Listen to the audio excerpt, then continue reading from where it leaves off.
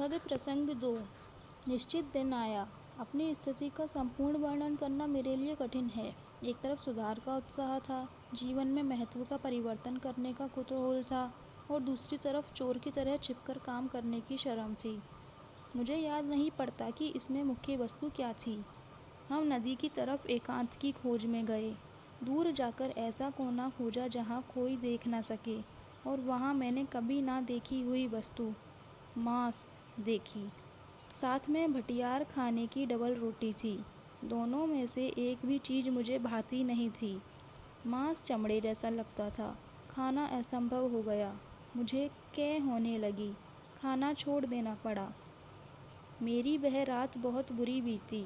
नींद नहीं आई। सपने में ऐसा भास होता था मानो शरीर के अंदर बकरा जिंदा हो और रो रहा हो। मैं चौंक उठता, पछताता और फिर सोचता कि मुझे तो मांसाहार करना ही है। हिम्मत नहीं हारनी है। मित्र भी हार खाने वाले नहीं थे। उन्होंने अब मांस को अलग अलग ढंग से पकाने, सजाने और ढकने का प्रबंध किया। नदी के किनारे ले जाने के बदले किसी बावर्ची के साथ बातचीत करके छिपे छिपे एक सरकारी डाक बंगले पर ले जाने की व्यवस्था की और वहाँ कुर्सी, मेज वगैरह सामान के प्रलोभन में मुझे डाला। इसका असर हुआ। डबल रोटी की नफ़रत कुछ कम पड़ी, बकरे की दया छूटी, और मांस का तो कह ही नहीं सकता, पर मांस वाले पदार्थों में स्वाद आने लगा। इस तरह 1 साल बीता होगा। इस बीच 5-6 बार मांस खाने को मिला होगा, क्योंकि डाक बंगला सदा सुलभ न रहता था और मांस के स्वादिष्ट माने जाने वाले बढ़िया पदार्थ भी सदा तैयार नहीं हो सकते थे। फिर ऐसे भोजनों पर पैसा भी खर्च होता था। मेरे पास तो फूटी कौड़ी भी नहीं थी, इसलिए मैं कुछ दे नहीं सकता था। इस खर्च की व्यवस्था उन मित्र को ही करनी होती थी। उन्होंने कहाँ से, कैसे व्यवस्था की, इसका मुझे आज तक पता नहीं है। उनका इरादा तो मुझे मांस की आदत लगा देने का, भ्रष्ट करने का था। इसलिए पैसा वे अपने पास से खर्च करते थे, पर उनके पास भी कोई अकूट खजाना नहीं था, इसलिए ऐसी दावतें कभी कभी ही हो सकती थी। जब जब ऐसा भोजन मिलता, तब तब घर पर तो भोजन हो ही नहीं सकता था। जब माताजी भोजन के लिए बुलाती, तब आज भूख नहीं है, खाना हजम नहीं हुआ, ऐसे बहाने बनाने पड़ते थे। ऐसा कहते समय हर बार मुझे भारी आघात पहुंचता था। यह झूठ, सो भी माँ के सामने। और अगर माता पिता को पता चले कि लड़के मांसाहारी हो गए हैं, तब तो उन पर बिजली ही टूट पड़ेगी। ये विचार मेरे दिल को कुरेदते रहते थे। इसलिए मैंने निश्चय किया, मांस खाना आवश्यक है, उसका प्रचार करके हम हिंदुस्तान को सुधारेंगे। पर माता पिता को धोखा देना और झूठ बोलना तो मांस ना खाने से भी बुरा है।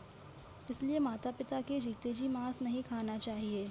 उनकी मृत्यु के बाद स्वतंत्र होने पर खुले तौर पर मांस खाना चाहिए, और जब तक वह समय न आवे तब तक मांसाहार का त्याग करना चाहिए। अपना यह निश्चय मैंने मित्र को जता दिया, और तब से मांसाहार जो छूटा सो सदा के लिए छूट गया। माता पिता कभी यह जान ही ना पाए कि उनके 2 पुत्र मांसाहार कर चुके हैं।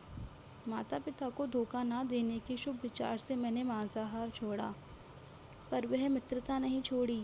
मैं मित्र को सुधारने वाला था, पर खुद ही गिरा, और गिरावट का मुझे होश तक ना रहा। इसी सोहबत के कारण मैं व्यभिचार में भी फंस जाता। एक बार मेरे ये मित्र मुझे वेश्याओं की बस्ती में ले गए। वहाँ मुझे योग्य सूचना देकर एक स्त्री के मकान में भेजा। मुझे पैसे वगैरह कुछ देना नहीं था, हिसाब हो चुका था। मुझे तो सिर्फ दिल बहलाव की बातें करनी थी। मैं घर में घुस तो गया, पर जिसे ईश्वर बचाना चाहता है, वह गिरने की इच्छा रखते हुए भी पवित्र रह सकता है। उस कोठरी में मैं तो बिल्कुल अंधा बन गया। मुझे बोलने का होश न रहा। मारे शर्म के सन्नाटे में आकर उस औरत के पास खटिया पर बैठा, पर मुंह से बोल निकल ना सका। औरत ने गुस्से में आकर मुझे 2-4 खरी खोटी सुनाई और दरवाजे की राह दिखाई।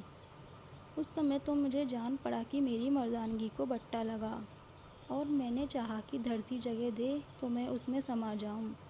पर इस तरह बचने के लिए मैंने सदा ही भगवान का आभार माना है। मेरे जीवन में ऐसे ही दूसरे 4 प्रसंग और आए हैं। कहना होगा कि उनमें से अनेकों में अपने प्रयत्न के बिना केवल परिस्थिति के कारण मैं बचा हूँ। विशुद्ध दृष्टि से तो इन प्रसंगों में मेरा पतन ही माना जाएगा। चूँकि मैंने विषय की इच्छा की, इसलिए मैं उसे भोग ही चुका। फिर भी लौकिक दृष्टि से इच्छा करने पर भी जो प्रत्यक्ष कर्म से बचता है, हम उसे बचा हुआ मानते हैं। और इन प्रसंगों में मैं इसी तरह इतनी ही हद तक बचा हुआ माना जाऊंगा। फिर कुछ काम ऐसे हैं जिन्हें करने से बचना व्यक्ति के लिए और उसके संपर्क में आने वालों के लिए बहुत लाभदायक होता है। और जब विचार शुद्धि हो जाती है, तब उस कार्य में से बच जाने के लिए वह ईश्वर का अनुग्रहित होता है। जिस तरह हम यह अनुभव करते हैं कि पतन से बचने का प्रयत्न करते हुए भी मनुष्य पतित बनता है, उसी तरह यह भी एक अनुभव सिद्ध बात है कि गिरना चाहते हुए भी अनेक संयोगों के कारण मनुष्य गिरने से बच जाता है। इसमें पुरुषार्थ कहाँ है, देव कहाँ हैं, अथवा किन नियमों के वश होकर मनुष्य आखिर गिरता या बचता है, ये सारे गूढ़ प्रश्न हैं। इनका हल आज तक नहीं हुआ है और कहना कठिन है कि अंतिम निर्णय कभी हो सकेगा या नहीं। पर हम आगे बढ़ें। मुझे अभी तक इस बात का होश नहीं हुआ था कि इन मित्र की मित्रता अनिष्ट है। वैसा होने से पहले मुझे अभी कुछ और कड़वे अनुभव प्राप्त करने थे। इसका बोध तो मुझे तभी हुआ जब मैंने उनके अकल्पित दोषों का प्रत्यक्ष दर्शन किया। लेकिन मैं यथासंभव समय के क्रम के अनुसार अपने अनुभव लिख रहा हूँ, इसलिए दूसरे अनुभव आगे आएंगे। इस समय की एक बात यही कहनी होगी। हम दंपत्ति के बीच जो कुछ मतभेद पैदा होता या कलह होती, उसका एक कारण यह मित्रता भी थी। मैं ऊपर बता चुका हूँ कि मैं जैसा प्रेमी वैसा ही वहमी पति था। मेरे वहम को बढ़ाने वाली यह मित्रता थी, क्योंकि मित्र की सच्चाई के बारे में मुझे कोई संदेह था ही नहीं। इन मित्र की बातों में आकर मैंने अपनी धर्मपत्नी को कितने ही कष्ट पहुँचाए हैं। इस हिंसा के लिए मैंने अपने को कभी माफ़ नहीं किया है। ऐसे दुख हिंदू स्त्री ही सहन करती है, और इस कारण मैंने स्त्री को सदा सहनशीलता की मूर्ति के रूप में देखा है। नौकर पर झूठा शक किया जाए तो वह नौकरी छोड़ देता है। पुत्र पर ऐसा शक हो तो वह पिता का घर छोड़ देता है। मित्रों के बीच शक पैदा हो तो मित्रता टूट जाती है। स्त्री को पति पर शक हो तो वह मन मसोस कर बैठी रहती है, पर अगर पति पत्नी पर शक करे तो पत्नी बेचारी का तो भाग्य ही फूट जाता है। वह कहाँ जाए। उच्च माने जाने वाले वर्ण की हिंदू स्त्री अदालत में जाकर बंधी हुई गांठ को कटवा भी नहीं सकती। ऐसा एक तरफा न्याय उसके लिए रखा गया है। इस तरह का न्याय मैंने दिया। इसके दुख को मैं कभी नहीं भूल सकता। इस संदेह की जड़ तो तभी कटी जब मुझे अहिंसा का सूक्ष्म ज्ञान हुआ, यानी जब मैं ब्रह्मचर्य की महिमा को समझा और यह समझा कि पत्नी पति की दासी नहीं, पर उसकी सहचरणी सहधर्मिणी है। दोनों एक दूसरे के सुख दुख के समान साझेदार हैं, और भला बुरा करने की जितनी स्वतंत्रता पति को है, उतनी पत्नी को भी है। संदेह के उस काल को जब मैं याद करता हूँ तो मुझे अपनी मूर्खता और विषयावंत निर्दयता पर क्रोध आता है, और मित्रता भिषक अपनी मूर्छा पर दया आती है।